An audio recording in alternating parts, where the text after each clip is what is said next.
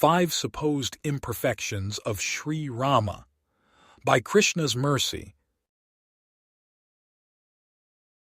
Bali bali balasali dali sakha kinha kapiraj. Tulsi Ram kripalu ko birad garib nivaj. Quote, killing the strong Vali, who was supported in strength by an army and making his friend the king of monkeys, Tulsi says that the merciful Shri Rama is the protector of the poor, taking away their sorrows. Dohavali 158. 1. He chose honor over the well-being of his father. He is supposed to be Maryada Purushottama. This refers to the ideal man. That is one of the reasons so many people follow Sri Ramachandra, who is an avatara of Vishnu, the person who perpetually resides in the Vaikuntha realm, who is the detail behind the otherwise abstract picture of the Almighty, who can be described as the supreme personality of Godhead, descended to the earthly realm to play the role of a mortal man, though certainly an unextraordinary one. If Rama is supposed to behave in an ideal manner, should that not include the protection of the elderly relatives? Dashrath was advanced in years when Rama was born. The king of Ayodhya was even older when Queen Kaikeyi made her outlandish requests. They were so ridiculous that no sane person would take them seriously. Except Dashrath did. More specifically, it was Rama who seemingly jumped at the chance to leave the kingdom for 14 years, passing down the throne to his younger brother Bharat, who was the son of Kaikeyi. Rama must have known that his absence would be the end of the father. How could Rama go through with the plan? That is cruelty. That is the exact opposite of kindness.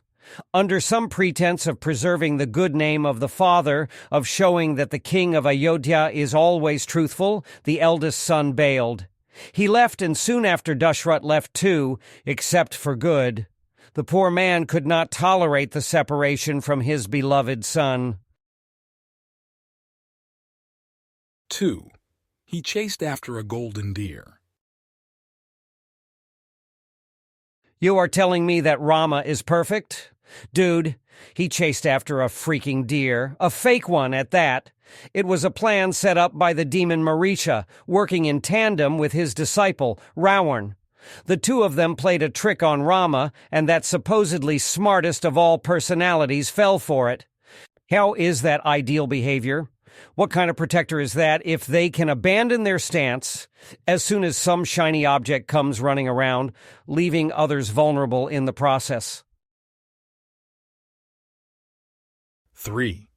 He put his wife through a test of fire. Never in a million years would I put my wife through a test of purity. I love her too much. I already have faith in her allegiance towards me. We went through a marriage ceremony, remember?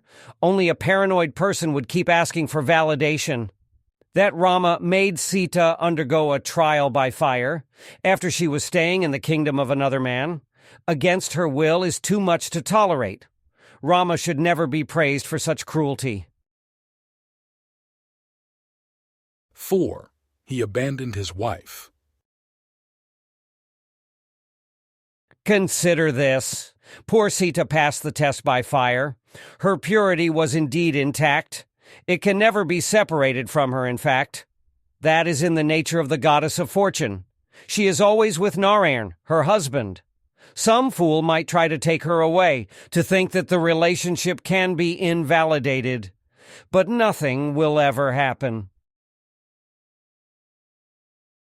What was Sita's reward for such allegiance? She was abandoned, left to live at the ashram of Valmiki. Poor Lakshman had to escort her there without telling her what was going on.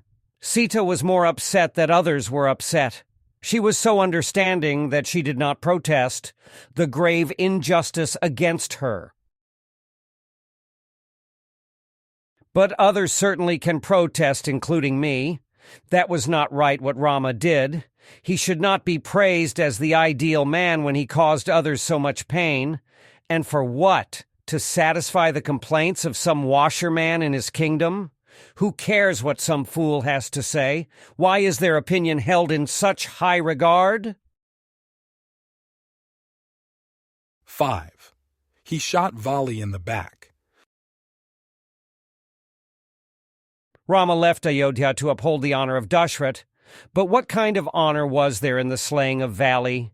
It was the wickedest move, in a cold and calculated setup. At least Rama spared Sugriv in that instant. All the blame is on the husband of Sita, who was helping Sugriv regain his kingdom. Rama shot another combatant in the back, while that person was already engaged with another fighter. This was the worst breach of etiquette for someone of the Kshatriya occupation.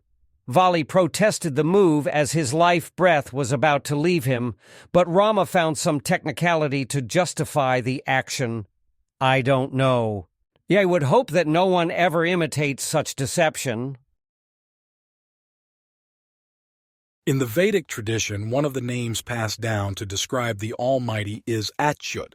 This refers to a person who never falls down. In this respect, they are perfect. They never make mistakes, whereas we are prone to committing mistakes since the time of birth. It is like a defect that we inherit, along with imperfect senses, the tendency to cheat and succumbing to illusion. Is God indeed perfect, or does he actually commit mistakes? The above-reviewed incidents appear to show imperfections in even the one who is supposedly the ideal man.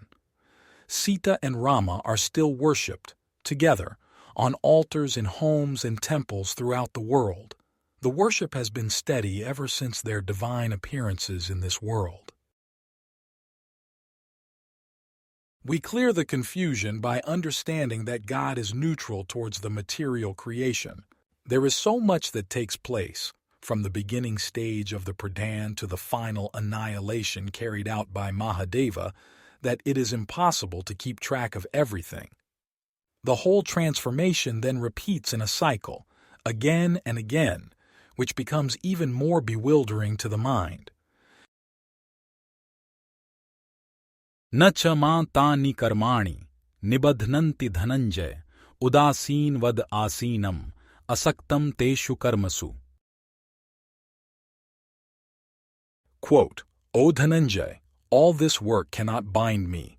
I am ever detached, seated as though neutral. Lord Krishna, Bhagavad-gita 9.9. How can there be imperfections when what gets created eventually gets annihilated? I have an empty container and decide to drop marbles into it. The marbles go this way and that. Due to gravitational pull, they keep changing states, and there are certainly collisions.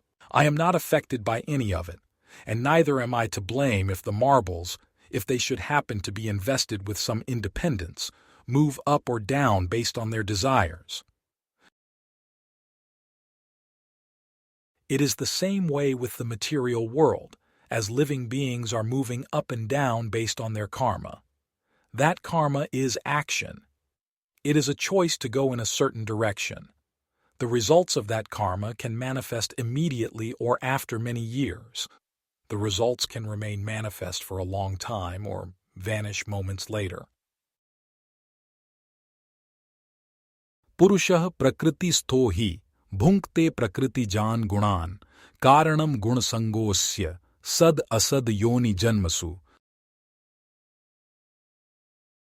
Quote, the living entity in material nature thus follows the ways of life, enjoying the three modes of nature.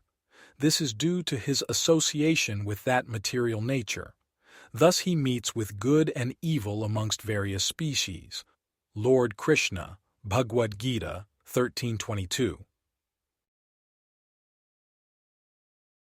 God is not affected by the shifts, which only relate to the body. He descends to this world from time to time out of his causeless mercy. As described by Goswami Tulsi, there is an exception for the devotees. The stance in neutrality changes. There is intentional action in their favor for their long-term benefit. This was evident in the incident with Vali. Sugriv had nothing to his name. He was kicked out of his kingdom. Vali was ready to kill him, and only the area of Mount Rishyamukh was a safe haven. The presence of Rama, through friendship, was an even greater cushion, as Rama would intentionally absorb any blows resulting from willful violations of warrior etiquette. Rama took this extraordinary step to protect to his devotee. He uplifted the poor and helpless Sugriv, while taking down the powerful and strong Vali. In the grand scheme, we are all helpless, as we have no control over the transformations caused by nature. It is like we are lost in a vast ocean of suffering, which extends far beyond the visibility of the eye. But Shri Rama can rescue us in an instant if we turn in his direction. In closing, alone and without protection, but changed when in his direction, like the greatest assurance to earn only from that simple turn, like when Rama that arrow firing, in midst of brothers' quarrel transpiring, breach of etiquette worthy of blame, but for the benefit of his devotee came,